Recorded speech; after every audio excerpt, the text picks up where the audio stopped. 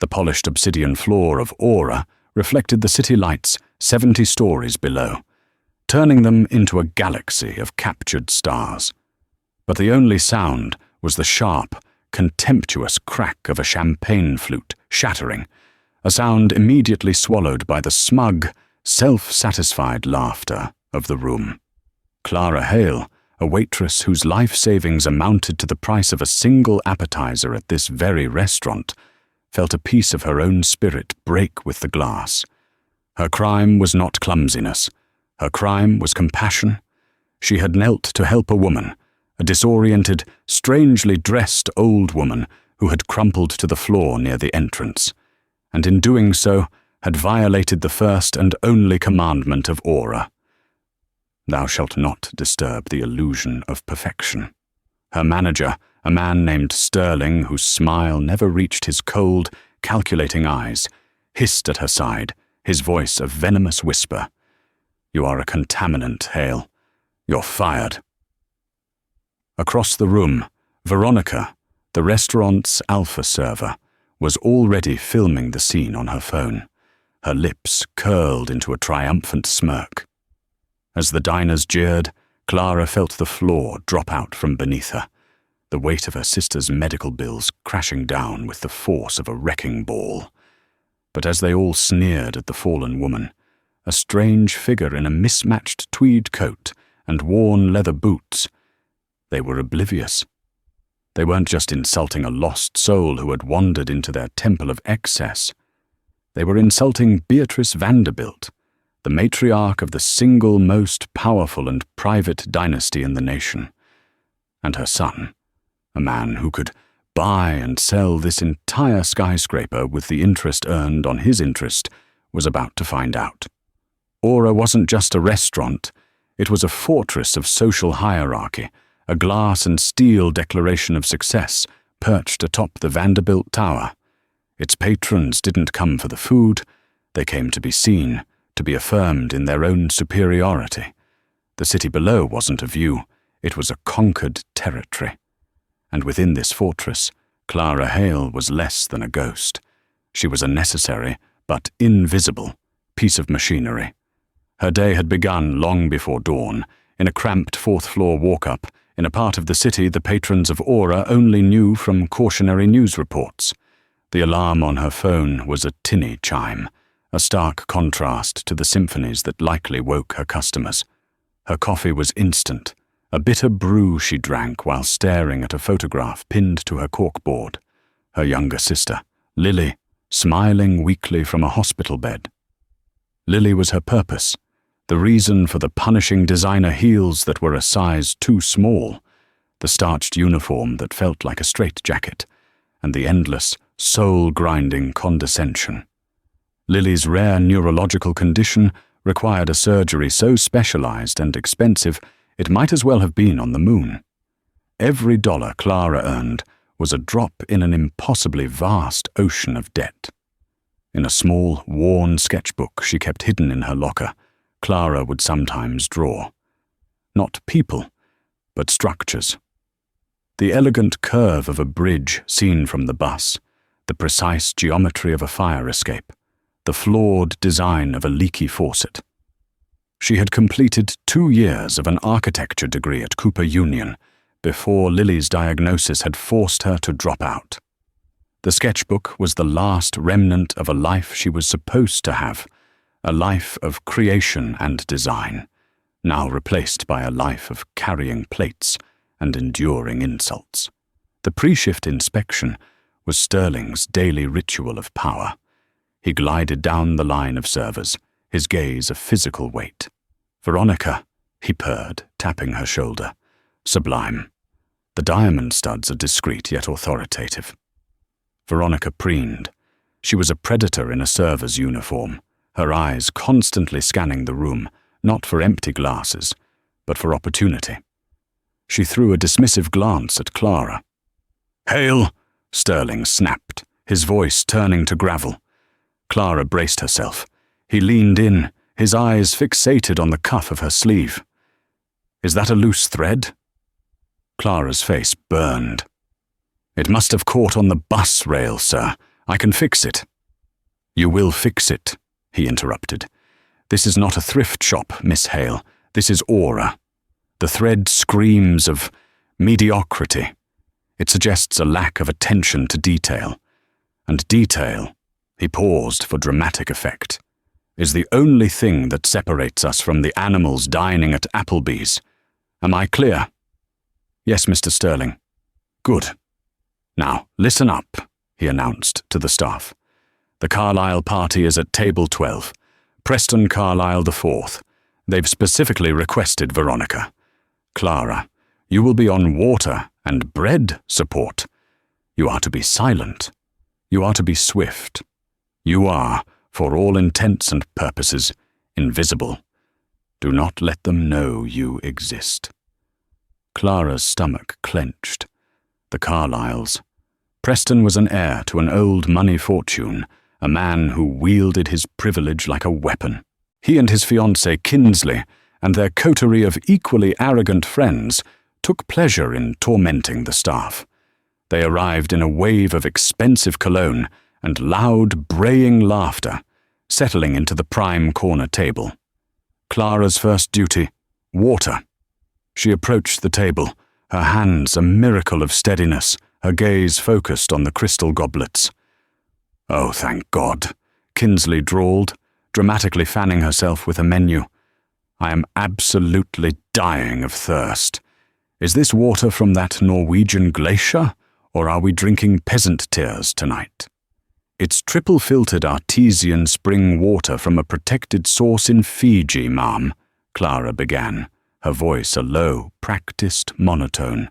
"She speaks," Preston Carlyle cut in, without looking up from his phone where he was watching a stock ticker. "Veronica, darling, I thought we specified the mute model tonight." Veronica materialized at his side with a tinkling, false laugh. "Preston, you are just wicked," she cooed. "Clara, dear, your voice is interfering with the ambient soundscape. Just pour." Clara bit the inside of her cheek, the metallic taste of blood a familiar companion. She poured. She placed the basket of artisanal bread on the table. "Ugh, carbs," Kinsley sighed, waving it away with a hand heavy with rings. "Take that away, and bring me a decaffeinated almond milk macchiato. 1 shot, steamed to exactly 145 degrees, not 144, not 146, and use a thermometer. I can tell." "The barista station is on the main floor, ma'am," Clara stated politely. "It would take a few minutes. Is that a no?" Kinsley's voice sharpened into a stiletto. "Are you refusing a guest's request?" "She'll get it," Veronica snapped, physically nudging Clara out of the way. "Right now. Go on, Clara. Run along. Don't scuff the floors." Clara retreated, her face a mask of fire. She could feel their laughter like a physical blow to her back. The next hour was a masterclass in dehumanization. She was a pair of hands, a function, a non-entity. She refilled glasses for people who looked through her. She cleared plates laden with food that cost more than her weekly rent. She listened to Preston loudly recount a story about firing his pool boy for making eye contact. Outside, the clear evening sky had turned treacherous. A summer squall had blown in from the coast, and rain began to lash against the floor-to-ceiling windows, the wind howling like a wounded animal. It was amidst this meteorological drama that the grand entrance doors of Aura slid open, and the old woman appeared. She didn't enter so much as she was deposited by the wind, a whirlwind of damp tweed and confusion. She was the absolute antithesis of Aura. Her silver hair was plastered to her scalp by the rain. She wore a heavy, well-made but hopelessly out-of-fashion coat over a floral dress that might have been popular during the Carter administration. In one hand, she clutched a scuffed but clearly expensive vintage leather satchel. In the other, a large, tightly furled black umbrella. She looked utterly lost. Sterling, who had been charming a food critic, saw her first. His practiced smile dissolved into a rictus of pure horror. Security, he muttered into his lapel microphone. Code grey at the hostess stand. Unwanted variable.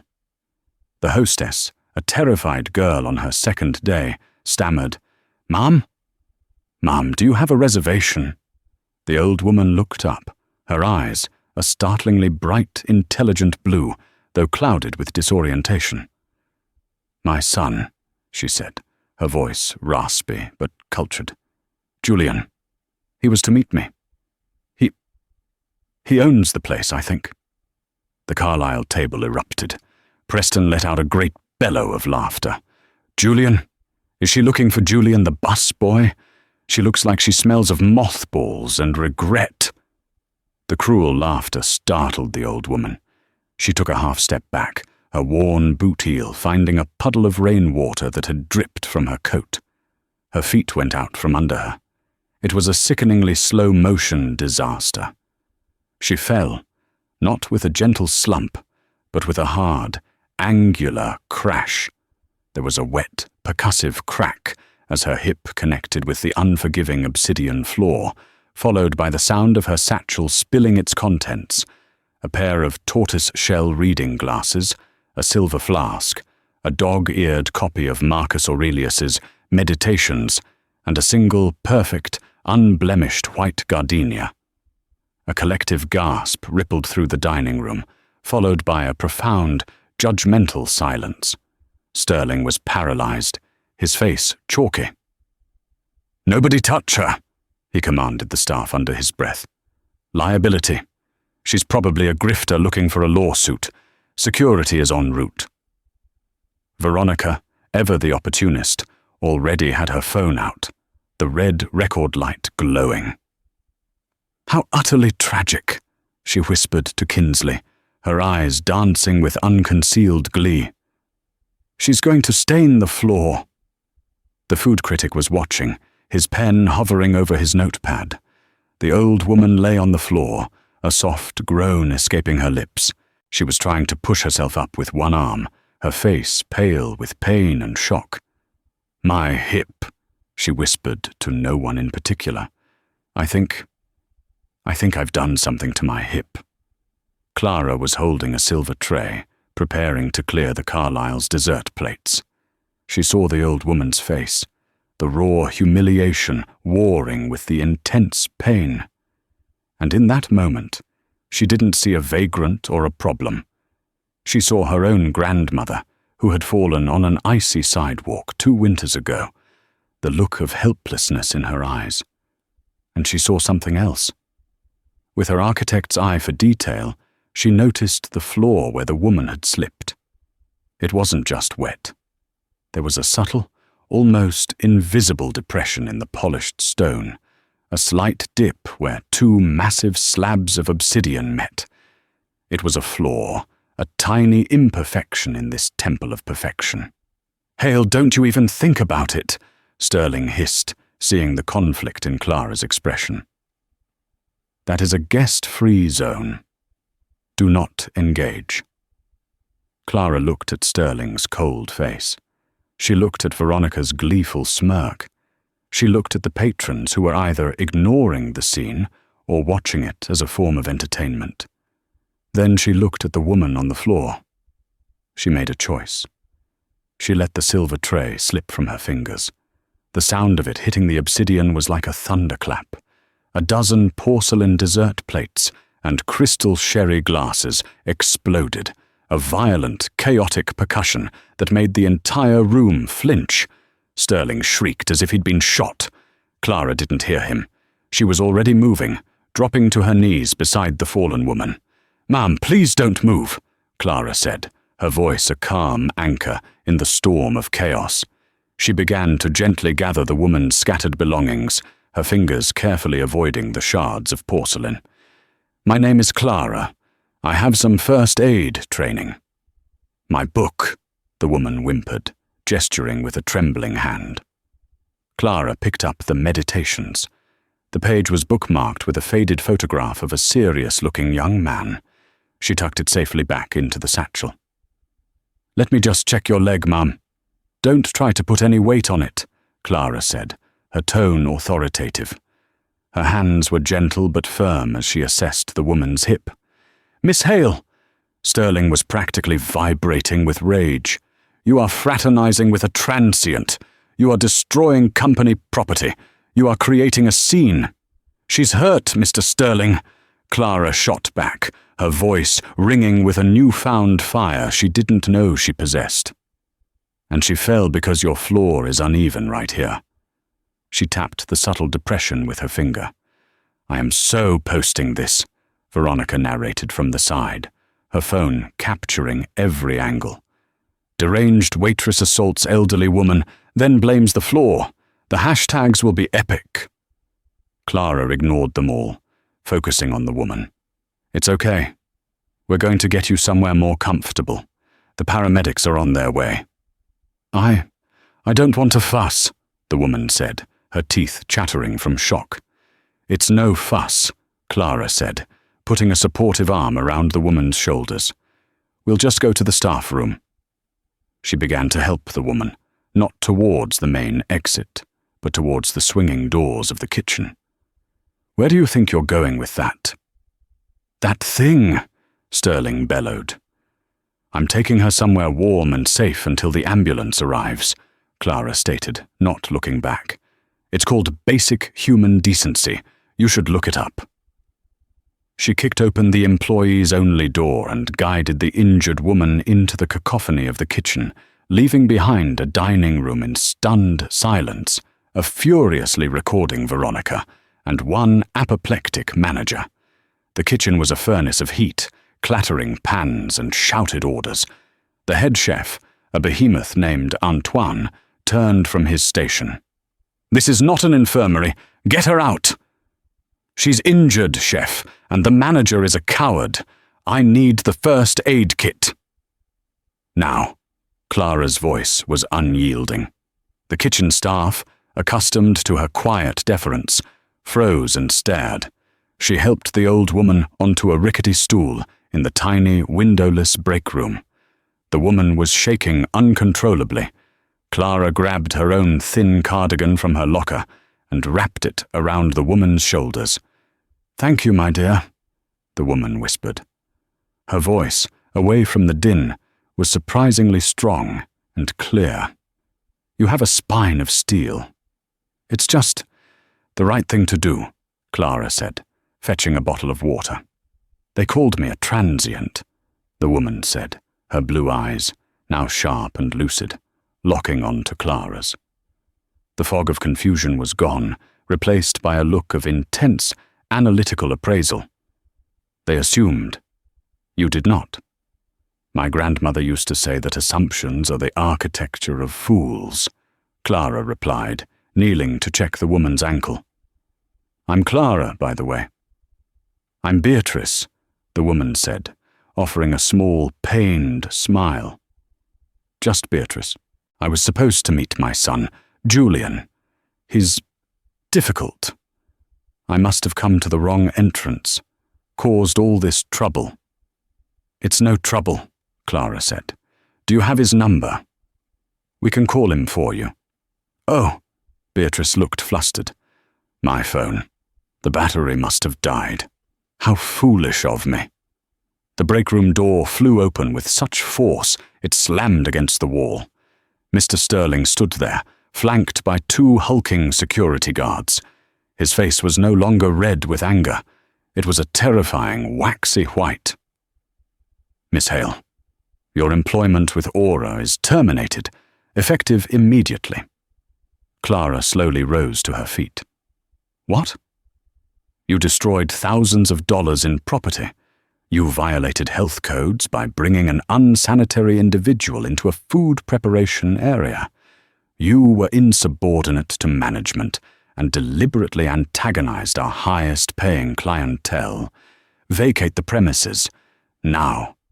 Beatrice struggled to stand. "Sir, this is entirely my fault. This young woman was only showing kindness." "Silence!" Sterling barked at her, pointing a trembling finger. "You have no voice here. You are a trespasser, and I am half tempted to have you arrested." The security guards looked uneasy. "Sir, maybe we should just do your job," Sterling commanded. "Escort them both out, through the service exit. I don't want them contaminating the main floor again." A cold, sickening dread washed over Clara. Fired, Lily's surgery, the rent, it all cascaded down on her. Tears of fury and despair burned behind her eyes, but she refused to let them fall. She grabbed her worn peacoat from her locker. She had $87.50 in her bank account. Her final paycheck, she knew, would be consumed by deductions for the broken china. "Come on, Beatrice," Clara said, her voice thick with emotion. "Let's get you out of this place." "Clara, your job," Beatrice said, her face etched with guilt. "Because of me." "It's just a job," Clara lied, her heart fracturing. They were marched down a labyrinth of sterile corridors, past humming freezers and bins of kitchen waste, to a cold freight elevator that smelled of bleach and old grease. The ride down was silent and humiliating. The guards deposited them onto a concrete loading dock, the rain still hammering down just outside the massive bay doors. "Have a good one, ladies," one of the guards muttered, not unkindly, before the heavy door slid shut, locking them in the damp, chilly garage. Clara was trembling, overwhelmed by the sudden, catastrophic implosion of her life. Beatrice looked at her, her expression one of deep remorse. "My child, what have I done to you?" Clara took a shuddering breath, forcing her own panic down. "It wasn't you. It was him. Them. Are you sure you can get home? Can I call a cab for you?" I don't seem to have any cash," Beatrice murmured, fumbling in her satchel. "Only my cards." Clara looked at the old woman, soaked and injured. She thought of her $87.50.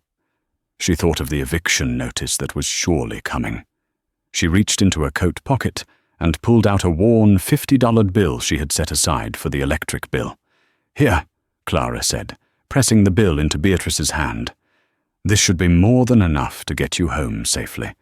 Please go straight to a doctor and have that hip looked at." Beatrice stared at the money as if it were a foreign object. She looked up, her blue eyes searching Clara's face. "You were just fired. This is your utility money, your food money. I cannot take it." "Character is the foundation on which all else is built," Clara said, turning her grandmother's other favorite phrase back on Beatrice. "Just go. Please be safe." As she turned to walk out into the rain and face the long, penniless journey home, Beatrice's voice, suddenly resonant with immense power and authority, stopped her. "Clara Hale." Clara turned. "You are a person of rare and impeccable design," Beatrice said. "This will not be the final structure of your life. I give you my word." Clara could only nod, a lump forming in her throat. She walked out of the loading dock and into the storm, the cold rain mixing with the silent tears on her cheeks. She had a 7-mile walk home, and no umbrella. As Clara's figure vanished into the downpour, Beatrice Vanderbilt stood up straight. The pained, disoriented old woman was gone. In her place stood a matriarch, her face a mask of cold, controlled fury. She reached into her satchel, passed the flask and the book, and retrieved a slim, featureless satellite phone. She pressed the only button on its face. It was answered before the first ring. "Arthur?" "Are you all right, Mrs. Vanderbilt? Your security detail was denied entry." The voice was calm, British, and deeply concerned. "I am intact, Arthur, but I require several things. First, send my car to the service entrance of the tower. Second, I want a complete dossier on a young woman named Clara Hale. Everything. Her education, her family, her financial situation. I want to know what she sketches in that little notebook she carries. And third, Arthur." "Yes, Ma'am. I want you to arrange a meeting with my son. Tell him it's not a request. and find out who holds the controlling interest in the restaurant management group that runs Aura. There was a brief pause. I already know the answer to that, Mum, the voice replied. After the last hostile takeover, Vanderbilt Consolidated acquired it through a subsidiary. Your son owns it. You own it. Beatrice looked at the crumpled $50 bill in her hand. A slow, dangerous smile spread across her face. Oh, she said softly into the phone. How exquisitely perfect. The next 3 weeks were a slow, grinding descent into hell. Clara's first act after arriving home, soaked and shivering, was to call the hospital to check on Lily. The nurse was cheerful. Lily was stable, but the doctor wanted to schedule the surgery sooner rather than later. The price tag, the nurse mentioned apologetically, was now estimated at over $300,000. Clara hung up and felt the world tilt on its axis. Her righteous anger from that night quickly curdled into the sour taste of desperation. She applied for every restaurant job she could find. The responses were a series of slammed doors. Her first interview was at a chic Italian place downtown. The manager seemed impressed. Your resume is flawless, Clara. 7 years of high-end service experience. I'm a very dedicated worker, Clara said, a flicker of hope igniting. Yes, well, I made a routine call to your previous employer, a Mr. Sterling at Aura. The manager's face tightened. He described you as, and I'm quoting, a dangerously unstable and insubordinate employee with a penchant for theatrical destruction of property. He also mentioned a pending lawsuit against you from a guest you allegedly assaulted. That's a lie, Clara gasped. An old woman fell. I was helping her. He fired me for it. The manager offered a thin, pitying smile. I'm sure, but Aura is Aura. We can't afford to import drama. I'm sorry, the position is no longer available. It was the same story everywhere. Mr. Sterling hadn't just fired her. He had salted the earth behind her. Then the video appeared. Veronica, a master of malicious editing, had crafted a 60-second clip that was a masterpiece of disinformation. Set to a frantic, dramatic piece of classical music, it was titled, Entitled Waitress at Aura Goes Berserk.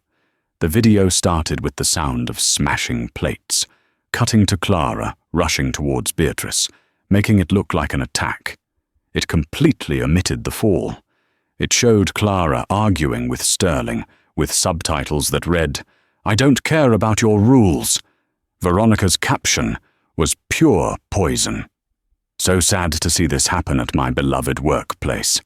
A heroic manager tried to protect an elderly guest from our unstable waitress, praying for everyone involved. Thus mental health awareness, customer service fail. The video went viral. The comments were a public stoning. She should be in jail. What a psycho. Fire her and sue her into oblivion. I was there, read a comment from a user named P. Carlisle IV. This waitress was a menace. The manager handled it with class. Aura's official account replied, We thank our patrons for their support during this difficult incident. The employee in question has been terminated, and we are reviewing our security protocols. Clara was no longer just unemployed. She was a pariah. The orange eviction notice appeared on her door. 72 hours to pay 2 months back rent or be forcibly removed. She sold her grandfather's old watch, the last nice thing she owned, for enough money to buy groceries, instant noodles, bread, peanut butter. She sat on her worn-out sofa, the notice clutched in her hand. And finally, she broke. The sobs were violent, gut-wrenching things, the sound of a spirit being crushed under an impossible weight. She was going to be on the street. Lily would have to stop her treatment. It was the end of the line. That night, Lily called, her voice weak but cheerful. Hey, Clara Bear, how's the fancy restaurant? Clara forced a brightness into her voice that felt like swallowing glass. "It's great, Lilypad. Making tons of tips. How are you feeling?" "Tired. But Dr. Evans said my latest scans look good for the procedure. He said we should try to book it. All thanks to you. You're my hero, you know that." A fresh wave of tears streamed down Clara's face. "Oh, Lily," she choked out. That's wonderful. Clara, are you crying? Is everything okay?" "Yes," she lied, the word a bitter betrayal. "Tears of joy. I just got a big promotion. I gotta go, honey. They need me for the dinner rush. I love you. Love you too, sis. More than anything." She hung up and slid to the floor, the lie echoing in the empty room. She had 48 hours. Meanwhile, in a sterile, silent boardroom overlooking Central Park, Julian Vanderbilt was losing his patience. He was a man who moved through a world of data points and leveraged assets. Emotion was an inefficient variable he had long ago excised from his life. His relationship with his mother, Beatrice, was a source of constant, low-grade irritation. He loved her, in an abstract, filial sense, but he found her methods exasperating. Her penchant for disguises, for social experiments, for testing the character of everyone she met, struck him as sentimental and deeply unproductive. His chief of staff, a man named Arthur Pence, who had served his family for 40 years, entered the room and placed a tablet on the polished mahogany table. "Sir, a report regarding your mother." "Don't tell me," Julian sighed, not looking up from his own screen. She was disguised as a pigeon feeder in the park and was deeply moved by someone who gave her a crust of bread. "Write them a check for $10,000 and send them a fruit basket." "Not quite, sir," Arthur said, his tone uncharacteristically grave. "She fell at Aura 2 nights ago. There was an incident. She believes her hip may be fractured." Julian's head snapped up. "Is she all right?" "Where is she?" "She is at home, refusing to see a doctor until she has spoken with you. She was, however, attended to by a waitress, a Miss Clara Hale." Arthur played the raw security footage, not Veronica's edited version. Julian watched in silence. He saw his mother's fall. He saw the mockery. He saw the manager's cowardice. And he saw the waitress. He saw her drop the tray, not with malice, but with a startle of decision. He saw her kneel, her movements efficient and calm. He saw her point to the floor. Then he watched the humiliating escort to the loading dock. He saw the waitress, after being fired, give his mother, the wealthiest woman on the continent, her last $50. Julian felt a strange, unfamiliar emotion churning in his gut. It was a cold, precise rage. "He fired her for helping," Julian said, his voice dangerously quiet. "And blacklisted her, sir. I've made some inquiries. The manager, a Mr. Sterling, has personally called every fine dining establishment in the city. And this video?" Julian asked, gesturing to the tablet where Arthur now showed him Veronica's viral post. "Edited and posted by another server. It has accumulated over 2 million views." Julian stood up and walked to the window, looking down at the city that was his kingdom. He was a man who believed in systems, in consequences. What he had just witnessed was a catastrophic system failure. "Arthur," he said, turning from the window, "I want you to handle 3 things. First, get Dr. Abramson over to my mother's residence immediately. Tell her I will be there this evening. Second, engage the litigation department. I want a lawsuit filed against that server, Veronica, for defamation, so large it will erase her from public life. And I want a full financial audit of Mr. Sterling and his management of Aura. Look for discrepancies. And the third thing, sir?" Julian paused. His instinct was to solve the problem with money, cut a check to the wronged waitress, a large one, and move on. But that felt insufficient. It felt like his mother's fruit basket solution. This situation was different. The girl hadn't just been kind. She had been competent. She had been honorable. She had pointed to the flaw in the flaw. "This girl, Clara Hale," Julian said. "What's her story?" 2 years at Cooper Union's architecture program, top of her class, Arthur read from his notes. Dropped out to care for her younger sister, Lily Hale, who requires immediate surgery for a grade 3 arteriovenous malformation in her brain stem. The family has no insurance. Miss Hale has been working double shifts for 2 years and has accrued medical debt in excess of $200,000. She is currently 3 days from being evicted. Julian was silent for a long moment. Architecture, a mind for structure. It clicked. "Arthur," he said, his voice now firm with decision, "go to her apartment. Pay her landlord whatever is necessary to cancel the eviction. Settle it in cash. Then, tell Miss Hale that Julian Vanderbilt wishes to speak with her about a design consultation." The knock on Clara's door came the morning her eviction was final. This is it, she thought. The marshal. She took a deep breath, ready to plead, to beg, to offer to pack her meager belongings in under an hour. She opened the door. It was not the marshal. It was a man who did not belong in her dilapidated hallway. He was older, impeccably dressed in a simple grey suit, with a kind, weary face and intelligent eyes. "Miss Clara Hale?" he asked, his voice a gentle baritone. "Yes," Clara whispered, clutching the doorframe. "My name is Arthur Pence. I am the chief of staff for the Vanderbilt family. I was sent by Mr. Julian Vanderbilt. May I have a word?" Clara was too stunned to speak. She simply nodded and let him in. He took in the tiny, bare apartment, the packed boxes, the orange notice still on the door. His expression was one of profound sympathy. "First," he said, "please allow me to settle this." He reached into his coat and produced a thick envelope of cash, which he handed to the landlord, who had appeared in the hallway, looking suspicious.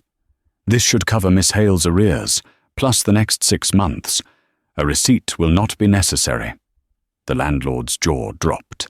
Clara felt like she was going to faint. "Second," Arthur said, turning back to her. "Mrs. Beatrice Vanderbilt is recovering well, thanks in no small part to your quick thinking. And third, Mr. Vanderbilt has seen the full security footage of the incident. He would like to offer his sincerest apologies for the conduct of his employees." I don't understand," Clara stammered. "Mr. Vanderbilt was particularly intrigued by your assessment of the flooring," Arthur continued, a small smile playing on his lips. "He believes you have a unique perspective. He has asked me to escort you to his office to discuss a potential project. A car is waiting downstairs." Clara looked around her sad little apartment, then at the kind, serious man before her. She had nothing. No job, no money, no hope. She had absolutely nothing left to lose. "Okay," she breathed. "Let me just get my sketchbook."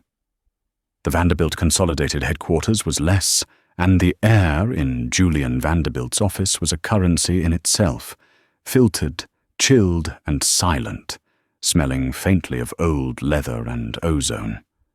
It was an atmosphere designed to diminish, to remind any visitor of their own noisy, chaotic, oxygen-breathing humanity.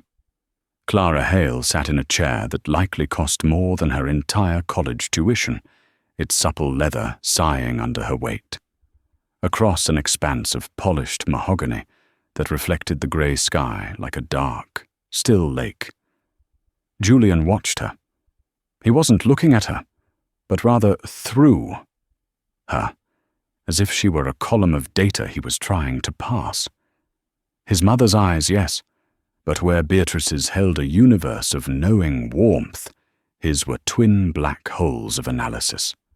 "My mother," he began, his voice devoid of inflection, a perfectly calibrated instrument, possesses a romantic worldview. She sees the world as a series of character tests. She believes you acted out of an unimpeachable moral code. A paragon of virtue, I believe, was her term. He paused, steepling his long fingers. "I am not my mother. I am a pragmatist. I believe the world is a series of transactions. Every action has a value. Every problem has a price." Clara's spine, which had been slowly uncoiling in the quiet luxury of the room, went rigid. This wasn't a thank you. This was a negotiation. "I am prepared to offer you a settlement," he continued, his gaze unwavering. $500,000. It will be transferred to an account of your choosing upon the signing of a non-disclosure agreement, which will, of course, cover all events of that evening, your termination, and any interactions you may have had with my mother. He slid a slim, leather-bound folder across the mahogany. It stopped perfectly centered before her. "It is a sum sufficient to address your sister's medical requirements and secure your own future for some time. A clean transaction. The problem is solved." $500,000. The number wasn't real. It was an abstraction, a sound. But the things it could buy were terrifyingly, achingly real. She saw it not as a figure on a bank statement, but as a series of images. The sterile white walls of a surgical suite, the gentle beep of a heart monitor, Lily's face, pale but peaceful in a recovery room, the eviction notice on her door turning to ash, a refrigerator full of fresh food, the luxury of a full night's sleep, unburdened by the crushing, relentless weight of debt. Her hand trembled, an involuntary urge to reach out, to touch the folder, to make the abstraction real. It was the key. It was the escape hatch from the life that was suffocating her. All she had to do was sign. All she had to do was agree that her dignity, her moment of defiance, had a price tag. And this was it. She thought of Sterling's face, contorted in rage, of Veronica's triumphant, predatory smirk, the phone held aloft like a weapon, of Preston Carlyle's braying laughter echoing off the cold glass. This money wasn't a gift. It was a gag. It was a tool to erase a memory, to purchase her silence, to validate their entire worldview. That people like her were merely obstacles or commodities, to be managed and, if necessary, bought off and discarded. To take this money would be to agree with them. It would be the final, ultimate surrender. The money would save Lily's life, but it would gut Clara's soul. No. The word was a whisper, so quiet she wasn't sure she had said it aloud. But it hung in the sterile air between them, a sudden, shocking anomaly. Julian's eyebrow lifted a single, precise millimeter. It was the only sign of surprise he allowed himself. "I beg your pardon." Clara took a breath, drawing strength from the very air that was meant to diminish her. "No, thank you, Mr. Vanderbilt." "That is a life-altering sum of money, Miss Hale," he said, his tone still perfectly level, yet now laced with a thread of genuine curiosity. "It would solve every one of your problems." "It would solve my financial problems," she corrected, her voice gaining strength. "But it would confirm that my moral ones are for sale. It would make me a willing accomplice to the idea that what happened at Aura was just an unfortunate variable to be tidied up." She reached into the worn canvas tote bag at her feet, a bag that looked profoundly out of place in this room, and pulled out her sketchbook and a charcoal pencil. The familiar weight of it in her hands was an anchor. "Your problem isn't me, Mr. Vanderbilt," she said, flipping to a clean page. "Your problem is your asset, Aura." Her hands, which had been trembling, were now steady. The charcoal whispered across the page. With a series of swift, economical lines, she rendered the entrance to the restaurant. The hostess stand, the flow of traffic from the main doors, the oversized obsidian planters. Her architect's mind, the one part of her that hadn't been crushed by years of servitude, took over. "These planters were installed 3 months ago," she stated, not as a question. "The press release said they were to enhance the biophilic arrival experience. But they are extraordinarily heavy.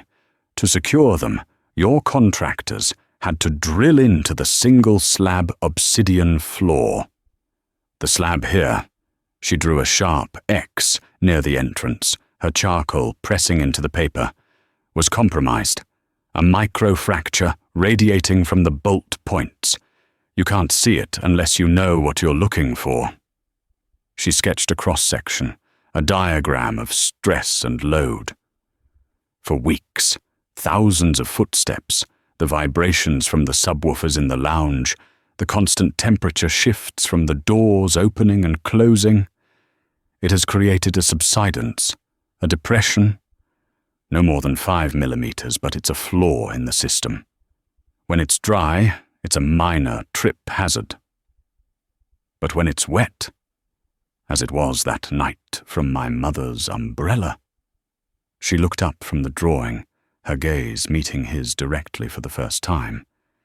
It becomes a near-invisible, liability-generating pool. Your mother wasn't the first person to slip there. I've seen 3 others stumble in the last month alone. I just never understood why, until I saw her fall. She pushed the sketchbook across the vast, dark desk. The drawing, stark and precise, sat in the center of the polished void. "That is your problem, Mr. Vanderbilt. A structural flaw. A design flaw. It's evidence of a deeper issue. Aura isn't just a toxic culture. It's a negligently maintained building. The illusion of perfection is literally cracking under the surface. My silence won't fix that. It will only postpone the lawsuit that will cost you far more than what you just offered me." Julian Vanderbilt stared at the drawing. He didn't look at it like a piece of art, but like a schematic, an engineering report. He saw the logic, the undeniable causality. He looked from the intelligent, brutal clarity of the sketch to the young woman who had drawn it. He had come into this meeting with a simple objective: quantify and eliminate a problem. He had expected tears or gratitude or a desperate counteroffer. He had not expected a forensic analysis. He had offered to buy her silence, and she had, in return, handed him a bill for her expertise. For the first time since she had entered the room, a genuine, uncalculated expression broke through his composure. A slow smile, not of warmth, but of profound, intellectual respect. It utterly transformed his face. "You are correct, Miss Hale," he said, his voice now holding a different quality, a resonance of engagement. "That is my problem." He closed the sketchbook gently and pushed it back toward her. "So, tell me, what is your proposed solution?" Clara felt a dizzying shift in the room's gravity. "To fix the floor. To fix the restaurant," he clarified, leaning forward, the distance between them suddenly shrinking. "The entire asset, the brand, the culture, the soul of the place. Aura, as it exists, is a liability on every conceivable level. It represents a strain of arrogance and willful blindness that I find inefficient." He steepled his fingers again, but this time it was a gesture of thought, not of judgment. "I am terminating the brand, effective immediately. I intend to gut the entire 70th floor and build something new, something better." His blue eyes, now sharp and focused, locked onto hers. "I am rescinding my previous offer. It was, I can see now, an insult not to your character, but to your intellect. Instead, I am offering you a position. I will retain you as the lead creative and structural consultant for the redevelopment of that space. Your first task will be to submit a full proposal for what it should become. Your compensation will be as follows: a contract with Vanderbilt Consolidated, a salary commensurate with a senior project lead, and, as a signing bonus, my company will assume and immediately settle the full, outstanding cost of your sister's medical care, from surgery to rehabilitation. No limits. He paused. Do we have an agreement, Miss Hale? The sterile, chilled air of the office suddenly felt thick, electric. The tears she had choked back for weeks, for months, for years, tears of rage, of fear, of utter exhaustion, finally rose. But they felt different. They weren't hot with shame, but warm with a blinding, terrifying, exquisite hope. The foundation of her world, which had crumbled that night on the obsidian floor, was not just being repaired, it was being rebuilt, and she had just been handed the blueprints. Yes, Mr. Vanderbilt, she whispered, the words catching in her throat. We have an agreement. The first true breath Clara took in 3 years happened in the antiseptic quiet of a hospital waiting room 2 weeks later. Lily's surgery, a delicate 8-hour ordeal performed by the best neurosurgeon on the eastern seaboard, had been a complete success. The news, delivered by a doctor with kind eyes and a reassuring smile, didn't just lift a weight from Clara, it excised a part of her that had been calcified with fear. She walked to the window overlooking the city and inhaled, and for the first time, the air didn't feel like a debt she had to repay. It just felt like air. Later, sitting by Lily's bedside, she held her sister's hand, tracing the lines on her palm. Lily, groggy but lucid, looked at her. You look different, Clara Bear, she murmured, her voice raspy. Taller. Clara laughed, a sound so genuine it startled them both. Maybe I'm finally standing up straight. Did you get that promotion? Something like that, Clara said, squeezing her hand. I'm not a waitress anymore, Lilypad. I'm a builder. The corporate apartment Julian had arranged was a minimalist sanctuary in the sky, all white walls, clean lines, and glass. After years in her cramped, noisy walk-up, the silence was deafening. For the first few days, she felt like an intruder, a ghost haunting someone else's perfect life.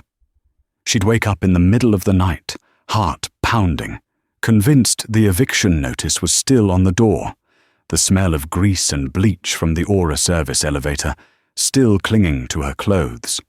Imposter syndrome was a physical presence, a cold shadow whispering that she didn't belong, that this was all a fragile dream from which she would soon be violently woken. To fight it, she worked. She claimed the space, turning the stark white living room into a studio. Blueprints and schematics covered the floor. Tracing paper was taped to the windows, filtering the afternoon light through sketches of floor plans and elevation drawings. She took the key Julian had given her and returned to the 70th floor. Aura was closed, a ghost ship floating over the city. The lights were off, the tables draped in white sheets like corpses. The air was stale with the memory of expensive perfume and entitlement. She stood at the entrance, on the exact spot where Beatrice had fallen. The floored slab had been cordoned off with yellow tape. She ran her fingers over the subtle depression.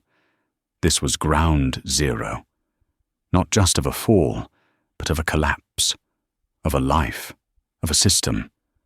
But it was also the point of origin for something new. She didn't want to just erase the ugliness, she wanted to transform it. Her proposal began not with architecture, but with a question. What is the purpose of a place like this? Aura's purpose had been exclusion. It was a fortress built to keep the world out, to affirm the superiority of those within. Her new design would be based on the opposite principle: inclusion. She spent a week not just sketching, but talking. With Arthur's help, she tracked down some of the other staff from Aura: the dishwashers, the prep cooks, the bus boys who Sterling had treated as invisible machinery. She listened to their stories, their struggles, their quiet, often ignored ambitions. One wanted to be a pastry chef, another dreamed of managing a front of house. They were a reservoir of untapped talent, dismissed and devalued by a culture that prized appearance over substance.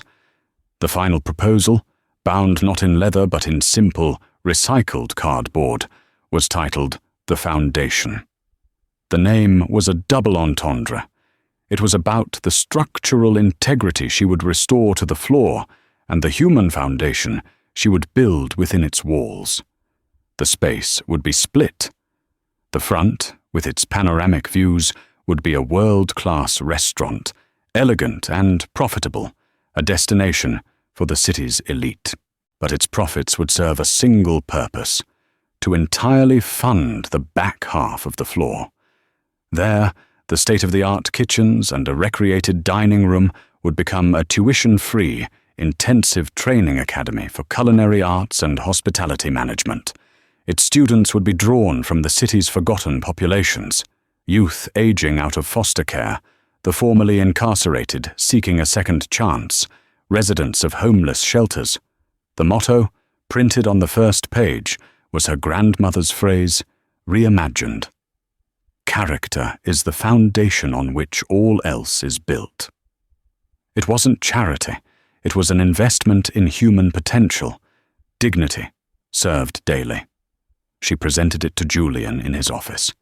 He read all 40 pages in complete silence. When he was done, he closed the binder, looked at her, and said only 2 words: "Begin construction." The downfall of Aura's old guard was not a single, dramatic explosion, but a series of quiet, inevitable implosions. Clara was the one who found the conclusive evidence against Sterling. While reviewing the original architectural plans and maintenance invoices for the restaurant, cross-referencing them against his expense reports, she noticed a pattern. He had been commissioning and paying for phantom repairs from a shell construction company for years, billing Vanderbilt for work that was never done on phantom floors that didn't exist, while ignoring the real, dangerous one right at the entrance. He wasn't just a bully, he was a common thief. When Arthur Pence, armed with Clara's meticulously organized file, confronted him, Sterling didn't even bluster. He simply deflated, a cheap balloon losing its air. His arrest was a quiet affair, a footnote in the business section of the paper. Veronica's ruin was more public and, in its own way, more complete. Arthur, with a surgeon's precision, anonymously leaked the full, unedited security footage to a rival media blogger. The video went even more viral than her original. The internet, with its fickle and ferocious sense of justice, turned on her. She became a meme, a symbol of malicious manipulation. Her carefully curated influencer brand evaporated overnight. The last Clara heard, Veronica was selling dubious wellness teas on a locked, private social media account with a few hundred followers. There was no lawsuit. Julian deemed it unnecessary. Public irrelevance was a far more fitting punishment. As for Preston Carlyle, his fate was sealed the moment Julian decided it.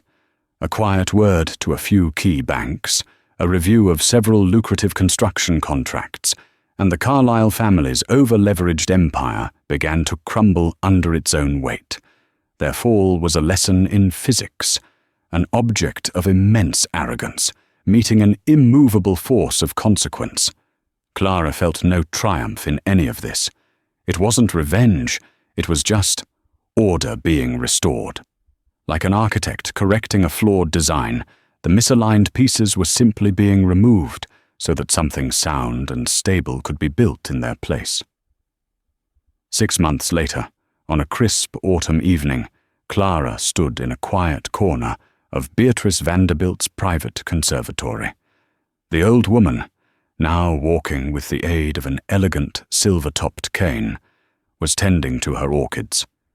She moved with a deliberate grace, her blue eyes as sharp as ever. She hadn't spoken much, simply asking Clara to join her for tea. "He is a different man, you know," Beatrice said, misting a delicate white flower. "My Julian. He always saw the world as a machine, flawed but fixable with the right application of capital and logic. He never understood that the machine is made of people." She turned, her eyes finding Clara's. "You did not just show him a flaw in the flaw, my dear. You showed him a flaw in his philosophy." Beatrice reached over and, with a small pair of silver snips, cut the single most perfect white gardenia from its stem. She held it out to Clara. It was the same type of flower that had spilled from her satchel that night. "In the language of flowers," Beatrice said, her voice soft, "this means purity. But it also means secret, untold strength. You are a person of rare and impeccable design, Clara Hale. Never let anyone convince you otherwise." Clara accepted the flower, its fragrance filling the small space between them. "Thank you, Beatrice, for everything." "Nonsense," the old woman said with a wry smile. "I just fell. You're the one who built a new world from it." The opening night of the foundation was a quiet affair, not a grand spectacle. The front dining room was filled with a mix of the city's most influential figures and the families of the Academy's first graduating class. The two worlds did not collide. They mingled, the air filled with the murmur of conversation and the clink of silverware. Clara wasn't in a uniform or a designer dress. She wore a simple, well-made black jumpsuit, practical and elegant. She stood not in the dining room, but in the gleaming expanse of the kitchen, watching the two teams work. On one side, the restaurant's Michelin-starred head chef plated a complex dish with tweezers. On the other, a young woman who had been living in a shelter 6 months ago, now the Academy's star pastry student, piped a perfect, delicate sugar lattice onto a dessert, her face a mask of intense concentration. The two chefs nodded to each other, a silent exchange of mutual respect. Julian found her there, standing by a steel support column she had insisted on leaving exposed. It was part of the tower's original frame, a piece of the building's honest, unadorned skeleton. "The critics are raving," he said, his voice quiet, stripped of its usual corporate armor. "The social impact funds are lining up. It's a success." "It's a start," she replied, her eyes on the students. "It's a foundation. You have to keep building on it, or it fails." He looked at her, then at the seamless chaos of the kitchen, at the two worlds she had woven into one. He understood. This wasn't a project to be completed and monetized. It was a living system to be nurtured. "Well then, Miss Hale," Julian Vanderbilt said, and this time his smile was not one of respect, but of genuine warmth. "Let's get to work." Clara nodded, a confident smile touching her lips. She looked around the space she had imagined, the world she had built from the shards of a broken life. She saw the clean lines, the strong supports, the flow of people, the creation of sustenance and opportunity. She was home. The work had just begun.